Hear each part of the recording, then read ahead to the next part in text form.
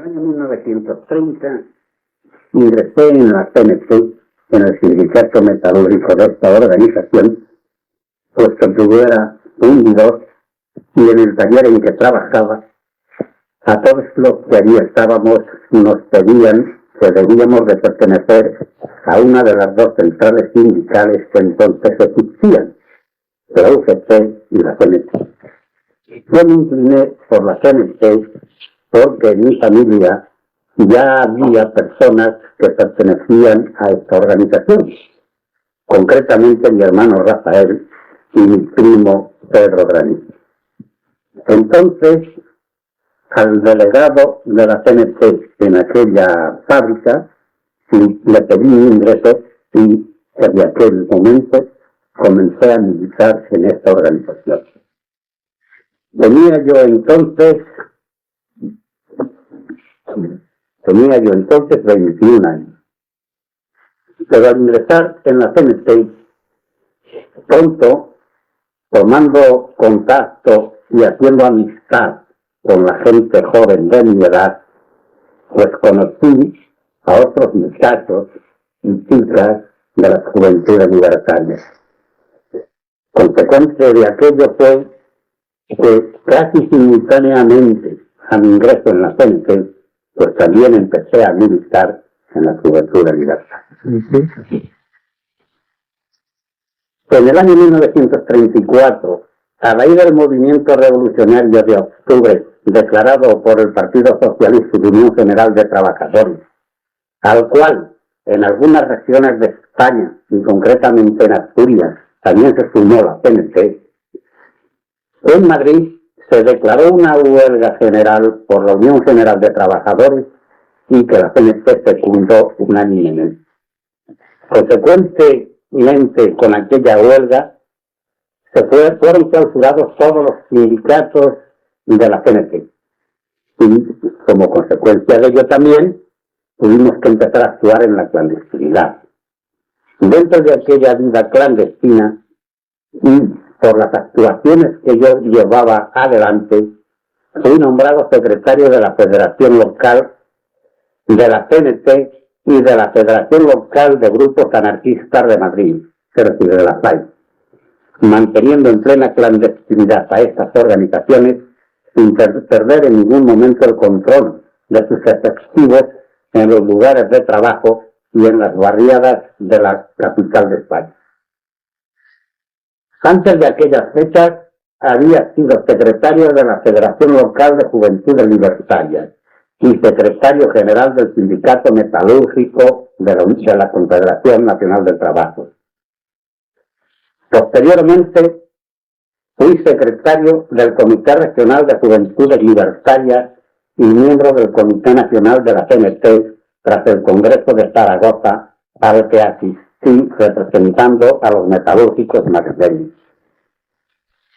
Al declararse la guerra civil, participé activamente en la organización de... Cuéntame cómo fue la vida clandestina antes de la guerra. Eso dice el año 24, por ahí. La vida clandestina como consecuencia de la represión sufrida tras el movimiento revolucionario de octubre, pues era la vida clandestina clásica de los medios confederales y anarquistas. En lo que se refiere a la CNT, pues los militantes de sus sindicatos estaban controlados a base de empresas por los propios delegados que en cada una de ellas había. Desde allí arrancaba la organización clandestina de la CNT y se desarrollaba a través de las vías de sus respectivos sindicatos hasta los comités del sindicato local y provincial y, consecuentemente, de la federación local y comité regional de la CNT, que agrupaba a todos los sindicatos de esta organización. ¿Cuánto dura esa huelga clandestina en ese momento? Aquello duró aproximadamente desde octubre, del 6 de octubre del año 1934, que se produjo el movimiento revolucionario, hasta para la CNT, por lo menos, que fue más duramente sancionada inclusive que la Unión General de Trabajadores, cuando menos en Madrid, duró aproximadamente pues hasta el mes de abril o el mes de mayo del año siguiente. ¿Quién dirigía la represión fundamentalmente? La represión, yo no me acuerdo bien si entonces era el presidente del gobierno Luis Robles.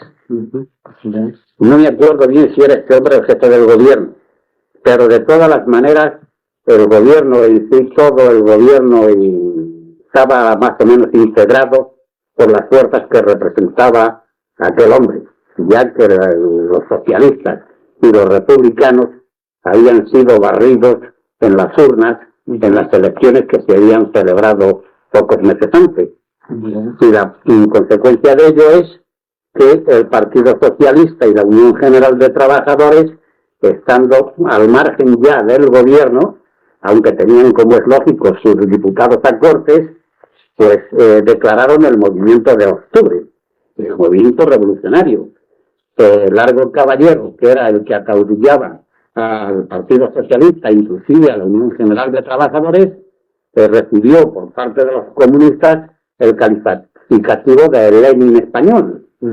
Entonces, en aquellos momentos, los socialistas y la Unión General de Trabajadores, desde su creación, exceptuando la huelga general revolucionaria que declararon también en el año 1917, en todos los demás periodos se habían mantenido colaborando con los diferentes gobiernos que había habido en España. Pero en aquellas fechas tomaron aquella actitud ya revolucionaria y se lanzaron a aquel movimiento. ¿En qué consistió la acción revolucionaria en ese momento? Bueno, yo no tengo aquí ahora a la mano documentos, pero recuerdo que Largo Caballero, es decir, la Unión General de Trabajadores, invitó a la Confederación Nacional del Trabajo a participar en aquella huelga general revolucionaria que pretendían declarar. El propósito de ellos era, según la proposición de alianza que habían presentado a la CNT, era ir a una república socialista. Pero en la CNT había mucha gente todavía muy resentida contra los socialistas por los 2 años que habían estado gobernando en España y que habían tratado muy mal a la gente de la CNT, habían sufrido bastantes represiones gente de la CNT y aquello no se había olvidado y por eso no aceptaron el participar en aquella huelga.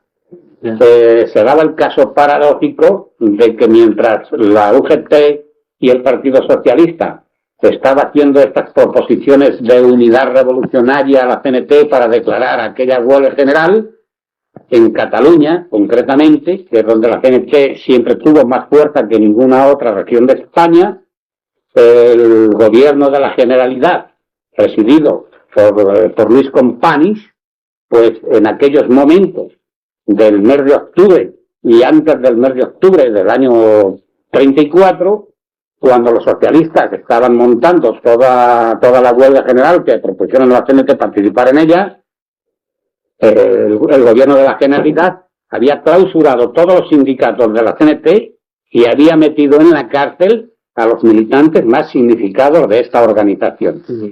De tal manera que el día 6 de octubre todos los militantes de más significación de Cataluña, de la CNT, estaban en la cárcel. Claro, aquello era un juego turbio, un juego sucio.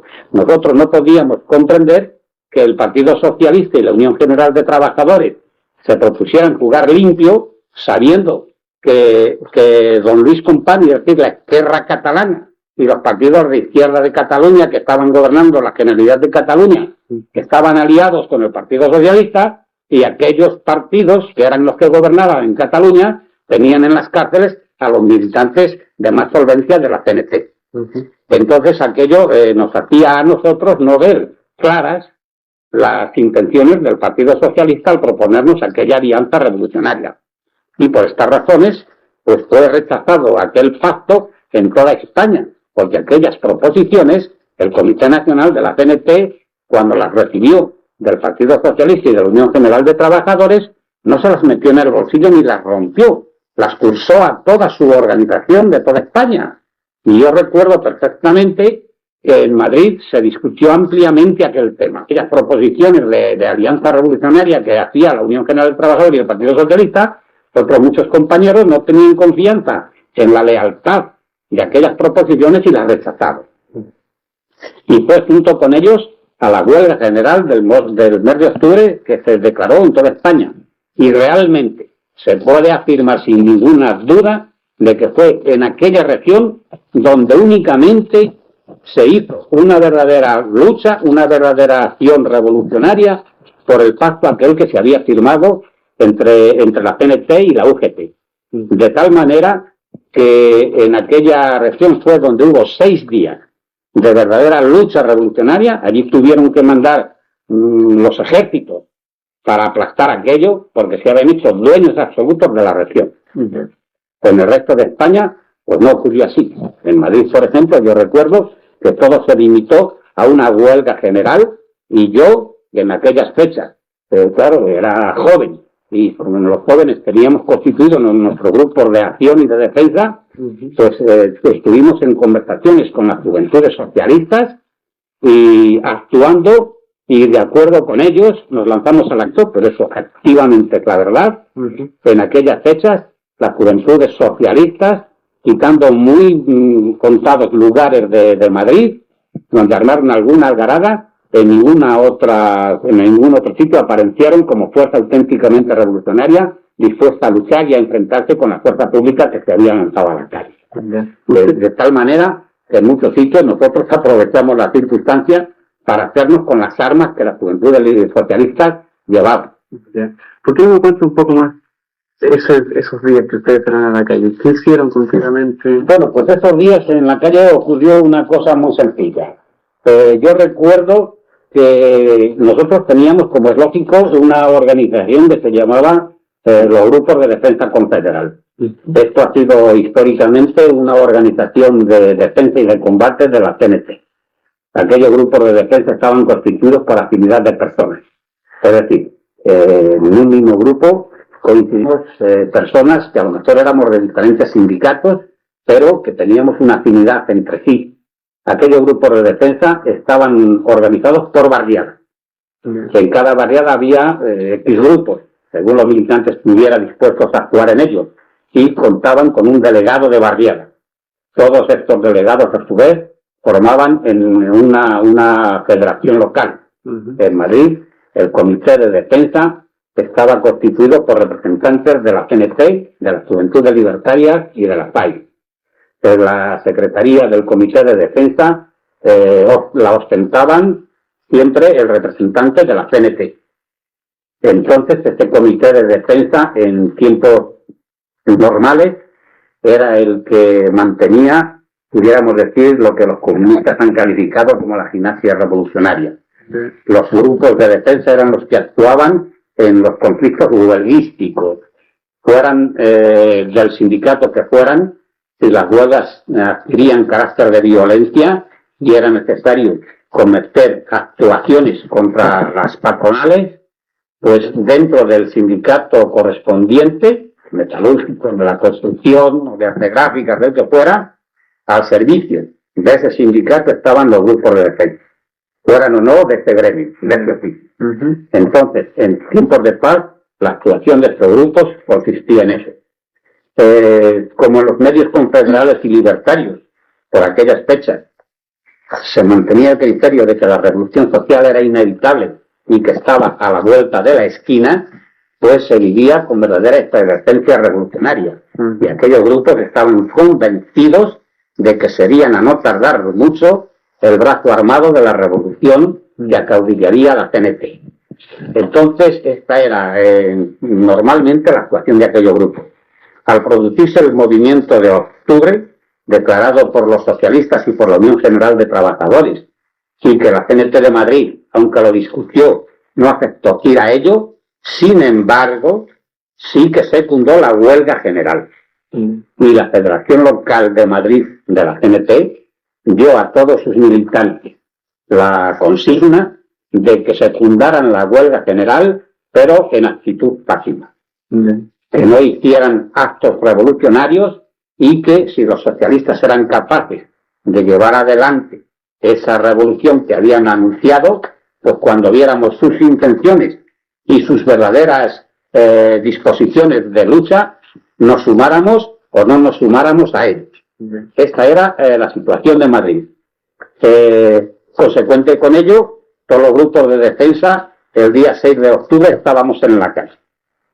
En la barriada mía, que era la de Barrios Bajos, el grupo en Barrios Bajos era toda la parte de embajadores y de lavapiés y de todo pudiéramos decir, el Madrid clásico de las verbenas y de las zarzuelas, ¿verdad? Pues todos los grupos de la barriada esta estábamos en la calle con nuestro delegado de barriada al frente. Armados. Armados, todos estábamos armados. Todos llevábamos el que más y el que menos una pistola en el bolsillo, algunas bombas que ahora se llaman cócteles Molotov, nombre que le han puesto los comunistas que se han apropiado de ella, como se apropian de muchas cosas, pero mucho antes que los comunistas fueran capaces de emplear aquellos medios, ya los empleábamos los hombres de la CNT y de la FAI. Íbamos con nuestras pistolas y con aquellos cócteles Molotov y con las botellas de líquido inflamable, que también ahora son las que se usan tanto por ahí. Con todo este equipamiento nos lanzamos a la calle, estratégicamente distribuidos por la barriada y actuando bajo la coordinación del delegado de defensa de la barriada. Yo me acuerdo que llegamos a la glorieta de embajadores, el grupo en el que yo iba, y teníamos que llegar hasta la glorieta de Atocha por toda la ronda de Valencia y la ronda de Atocha, y ver cómo estaba todo aquello y cuál era la actuación de los jóvenes socialistas o de los militantes socialistas. Y según viéramos la actuación de ellos, sumarnos o no sumarnos al movimiento. Lo cierto es que por allí todo el ruido que se armó lo armó la misma fuerza pública. Se conoce que para asustar a la gente de una manera injustificada se pusieron los guardias a hacer disparos por todos los sitios. Se parecía que aquello era una verdadera batalla de guerra, pero la gente que podría participar en aquellos hechos no aparecía por ningún sitio. Al poco rato ya empezó también a salir a las fuerzas del ejército a la calle. Antes del mediodía ya estaban por toda la glorieta de embajadores, por todas las rondas, por la puerta de Toledo, por toda esa periferia, ya estaban las fuerzas militares, inclusive con ametralladoras en la glorieta de embajadores montadas. A todo el que pasaba por allí le paraban, le cacheaban, le hacían circular con las manos en alto, con la orden de que se marchara a su casa y que no se movieran de allí porque se exponían a graves consecuencias. Todo aquello impidió el que la gente que estuviera dispuesta a hacer algo, pues también pudiéramos realizarlo con mayores efectivos. Yo recuerdo que en el recorrido que hicimos desde la glorieta de embajadores hacia la puerta de Atocha, nos tropezamos con dos jóvenes socialistas de la misma barriada y nos dijeron concretamente que estaba todo fracasado y que no había nada que hacer y que por lo tanto que ellos se iban a retirar a su casa. Entonces nosotros, aunque íbamos con armas, les dijimos que se iban a retirar a su casa, que nos dieran las pistolas que llevaban, porque nosotros no nos íbamos a retirar todavía. Y efectivamente, de esa manera recogimos las pistolas. Nos fuimos dispuestos ya con aquello encima de nosotros a no volver a casa sin haber pegado un tiro, ni haber tirado una botella de líquido inflamable, ni hacer ninguna de aquellas cosas. Entonces nos metimos por lavapiés. El grupo que yo iba se dividió en dos, que éramos 6, de 3 en 3, y desde la glorieta de Atocha a la plaza de Lavapiés, por esas calles, tiramos contra varios establecimientos que estaban abiertos, más que nada por armar ruido, porque poca actividad revolucionaria podía tener aquello. Tiramos aquello que hoy se llama cócteles Molotov.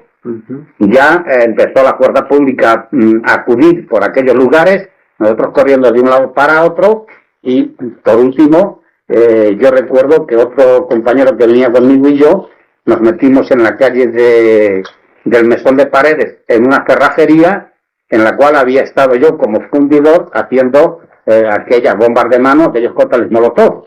Y allí quedamos el hijo del dueño de aquel establecimiento, que era de la Juventud de Tío, quedamos hasta la hora después, a las 3 de la tarde. Allí escondimos, como pudimos, entre la chatarra, las armas que llevábamos, y ya a esa hora salí dispuesto para bajar a casa. Tenía que atravesar todo el portillo de embajadores y bajar por embajadores a casa. Y el despliegue de fuerza que había era tremendo. Efectivamente, nada más salir a la calle de embajadores, nos volvieron a dar el alto, nos volvieron a casear, y al otro compañero que venía conmigo lo mismo. Nos dijeron que a dónde íbamos, que cómo nos llamábamos, que, en fin, nos identificamos y nos ordenaron que sin bajar las manos nos fuéramos derechitos para casa. Al llegar yo, el otro se marchó para la suya, y al llegar yo a mi casa me encontré a 5 o 6 vecinos. Yo vivía en la calle de Embajadores número 106. Me encontré a 5 o 6 vecinos que estaban en la fachada de la casa con las manos en alto, y 2 guardias civiles, porque allí cerca había y todavía existe un cuartel de la Guardia Civil en la calle del Ferrocarril, y por esa zona actuaba la Guardia Civil. Por lo visto, había habido disparos que la Guardia Civil creía que habían sido desde aquella casa, y habían entrado a todos los vecinos, los habían echado a la calle, estaban registrando todos los pisos, y en esos momentos estaban allí aquellos hombres con las manos pegadas a la pared, esperando a que bajara la Guardia Civil. Bueno, ese fue uno de los episodios. Por otras variadas, pues, según tuve yo noticias, posteriormente ocurrió algo semejante. Que en cada sitio, en cada barriada, los hombres de los grupos confederales, pues, su espíritu revolucionario les llevó a hacer lo que pudieran. Pero realmente en Madrid fue completamente intranscendente el movimiento de octubre. Únicamente se produjo la huelga general. Huelga general que, si el gobierno no hubiera tenido tanto miedo y no hubiera hecho ese alarde tan enorme de fuerza pública en la calle y aquel aparato que desencadenó, es probable que al día siguiente la inmensa mayoría de los trabajadores hubieran vuelto a sus puestos de trabajo. Pero aquella presencia de la fuerza pública fue lo que más exacerbó los ánimos, lo que más cundió el pánico, y lo que hizo el que durase 3 o 4 días la huelga. Poco a poco fueron incorporándose al trabajo hasta que terminaron por incorporarse todos los trabajos. Y ahí ustedes quedan en la clandestinidad hasta abril, me dijo, de 25. Entonces, como es lógico, detuvieron a todo el comité revolucionario con Largo Caballero a la cabeza. De gente de UGT y del Partido Socialista, pues también detuvieron a muchos. Pero, aunque no apareció por ningún sitio ningún manifiesto ni ninguna proclama de la CNT declarando la huelga general revolucionaria, pues de la gente de la CNT fueron tanto o más castigados que de la propia Unión Federal de Trabajadores y que el Partido Socialista. De tal manera que en la mayoría de los sindicatos continuaron cerrados, clausurados durante varios meses. Sindicatos de la CNT. Y poco a poco la gente fue incorporándose a los sistemas clandestinos que teníamos nosotros montados, no con motivo de esta huelga, sino con motivo de cualquier eventualidad y de cualquier huelga parcial que cualquier sindicato declarara. ¿En qué consistían esos sistemas clandestinos? Esos sistemas clandestinos consistían en que, por ejemplo, yo que pertenecía al sindicato metalúrgico, el secretario era el compañero Isabelo Romero. Este había sido detenido. Habían sido detenidos también algunos más. Y otros, pues estaban escondidos, huidos de toda vida pública. Y esto ocurría en los demás sindicatos también. Como consecuencia de ello, había que suplir los cargos, empezando por el sindicato y terminando por la federación local. Aquello dio lugar a que, como consecuencia de aquellas detenciones y de aquellas espantadas que pegaron los militantes escondiéndose de las persecuciones policíacas, pues nos reuniéramos compañeros de los diferentes sindicatos, podríamos decir, pues compañeros de segunda fila o de tercera fila. Pero aquellos compañeros de segunda o de tercera fila asumieron la primera fila en aquel momento y se pusieron en contacto unos con otros y dentro de las normas que la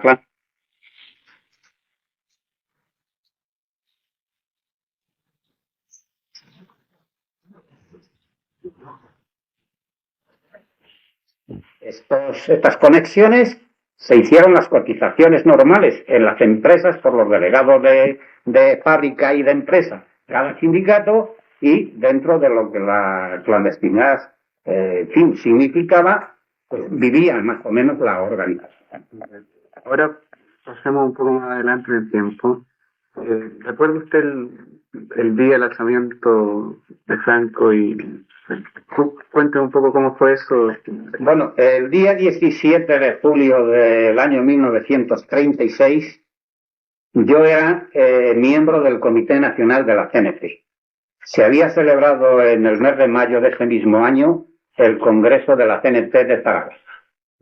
En aquel Congreso se acordó que el Comité Nacional de la CNT, que hasta ese momento había residido en Zaragoza, a partir de entonces fijara su domicilio en Madrid. El Congreso nombró al secretario general del Comité Nacional, que fue reelegido, el que ya lo era, Horacio Martínez Prieto. Entonces, al terminar el Congreso, el Comité Nacional que había que constituir en Madrid era con el secretario general y un representante de cada sindicato de la localidad donde residía el Comité Nacional. El sindicato metalúrgico al que yo pertenecía me nombró a mí delegado del sindicato en el Comité Nacional de la CNT. Dentro del Comité Nacional, pues el secretario Horacio Martínez Prieto no había podido incorporarse porque en aquellos momentos estaba enfermo. Y la local de Madrid había designado como secretario interino a David Antona, hasta que Horacio Prieto se recuperara de su enfermedad y pudiera incorporarse al Comité Nacional. David Antona era el representante del sindicato de la construcción en el Comité Nacional, pero le nombró a la vez secretario interino del Comité Nacional. El día 17 de julio de 1936 se había producido una vez más la huelga general de la construcción en toda España, en Madrid también, y en Madrid estaban presos la inmensa mayoría de los militantes destacados del sindicato de la construcción y de otros sindicatos que, aunque no estaban en huelga, estaban actuando al servicio de aquella huelga. Entre ellos estaban en la cárcel Modelo David Antona, secretario interino del Comité Nacional de la CNT, y Cipriano Mera, destacado militante de este sindicato, que en aquel momento era presidente del MIS. El sindicato metalúrgico, como los demás sindicatos, no tenía problemas de huelgas. Entonces, el Comité Nacional estaba funcionando el día 17 de julio, pues con aparente normalidad. Esa misma tarde del día 17, yo me encontraba en el Ateneo Libertario de Barrio Bajo, al que también pertenecía. Tenía este Ateneo su domicilio en la calle de la Encomienda. Estando allí reunidos unos cuantos compañeros, se presentó otro, exaltado, dando gritos y diciendo que en el círculo socialista de la plaza de Lavapiés estaban descargando un camión de fusiles. Salimos corriendo sin consultar nada uno con otro a ver qué ocurría allí, y según estaban los jóvenes socialistas vestidos ya de uniforme de milicia, haciendo el trasiego de los fusiles del camión al círculo socialista, nosotros nos metimos a las filas donde estaban ellos para ayudar también a subir fusiles, pero al final cada uno nos llevamos un brazado de fusiles para el Ateneo Libertario. Allí ellos nos vieron y no nos dijeron nada, sabían quiénes éramos, nos conocían perfectamente, y aunque al principio no querían dejarnos, nos fuimos con los 12 o 14 o 15 fusiles que nos llevamos de allí para el Ateneo Libertario. Descargamos allí aquellos fusiles y yo salí corriendo para el Comité Nacional, que entonces tenía su domicilio en la calle Silva. que es donde estaba el sindicato de agua, gas y electricidad. Y en ese mismo edificio estaba el Comité Nacional de la CNT. Cuando llegué allí, el vicesecretario del Comité Nacional, Antonio Moreno, me dijo que tenía que irme inmediatamente porque ya había mandado él un delegado del Comité Nacional de la CNT para cada región española y a mí me había asignado la regional de Levante y tenía que irme inmediatamente para esa regional con una sola consigna. Se había producido en Marruecos el alzamiento militar fascista. Antonio Moreno acababa de regresar cuando yo llegué al Comité Nacional del Ministerio de la Gobernación. Había estado hablando con Muñoz, el señor Muñoz, que era el director general de Seguridad. El director general de Seguridad le había informado de cuál era la situación. Realmente era una situación de muchos nervios, de mucha excitación y temiéndose lo peor. Lo único concreto que había hasta ese momento es que en Marruecos se había producido ya una sublevación de las fuerzas militares. Que el gobierno estaba en negociaciones con los militares más destacados de la península.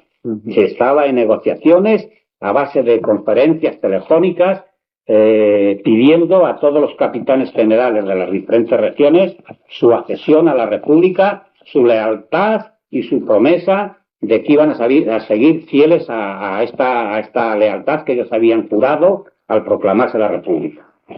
Sin embargo, la impresión de Antonio Moreno es de que todo aquello se le iba de las manos al gobierno, de que no había ninguna seguridad en aquellas lealtades que le estaban prometiendo los capitanes generales de las diferentes regiones, y que en consecuencia con ello el Comité Nacional acababa de reunirse y había decidido que a esa sublevación se respondiera con la huelga general revolucionaria. Acababa de terminar la reunión del Comité Nacional cuando yo llegué, ya había salido un delegado para cada regional y a mí me mandaron para la regional de Levante. Cuando tomé el tren esa misma noche y cuando llegué a Valencia, pues estaban reunidos en sesión plenaria permanente todos los sindicatos de Valencia. Cuando yo llegué a Valencia por la mañana, el secretario de la Federación Local acababa de acostarse. Me informó de cuál era la situación, me dijo que, en fin, que en Valencia estaban a la expectativa y ellos habían montado ya unos grupos de defensa alrededor de los cuarteles para impedir que se produjera el levantamiento y que, mientras no ocurrieran otras cosas más graves, ellos estaban simplemente a la expectativa de lo que pudiera pasar. Entonces le dije yo que no había expectativas que valieran, que yo iba con órdenes concretas, que era un hecho evidente y claro, la conspiración y el levantamiento que se había iniciado ya en Marruecos y que a esa conspiración y a esa sublevación la CNT respondía con la huelga general revolucionaria y que esto mismo se estaba comunicando ya en toda España a todos los comités regionales y que en aquel momento todas las regionales habrían declarado ya la huelga general revolucionaria y que Valencia tenía que hacer lo mismo. Este hombre no estaba muy decidido a ello. En aquellos momentos, a pesar de que en el Congreso de Zaragoza se había resuelto el problema del llamado trainismo, es decir, Ángel Pestaña, destacadísimo militante de la CNT, había producido ya la escisión de los llamados trainistas, una escisión que afectó seriamente a la CNT en casi todas las regiones españolas, particularmente en Huelva, en Valencia y en Barcelona. Consecuente con aquello, pues, en Valencia el Comité Regional de la CNT, fiel a la ortodoxia confederal, se tuvo que constituir fuera de la capital levantina y se tuvo que trasladar a Alcoy, que es un pueblo de la provincia de Alicante. Allí estaba residiendo el Comité Regional de la CNT. El secretario de este comité regional era Pablo Monllor, y cuando el secretario de la Federación Local, con el que yo me había entrevistado, me contestó de aquella manera vacilante, yo me lancé a la calle dispuesto a irme al COI y a entrevistarme con el Comité Nacional de la CNT. Yo sabía que el comité regional. Yo sabía que el comité regional era más anarco-sindicalista que la Federación Local de Valencia. Al bajar del domicilio de donde estaba la Federación Local, me encontré en la puerta 2 o 3 chicos jóvenes. Por su actitud, me supuse que eran de la Juventud de Libertades. Se lo pregunté y me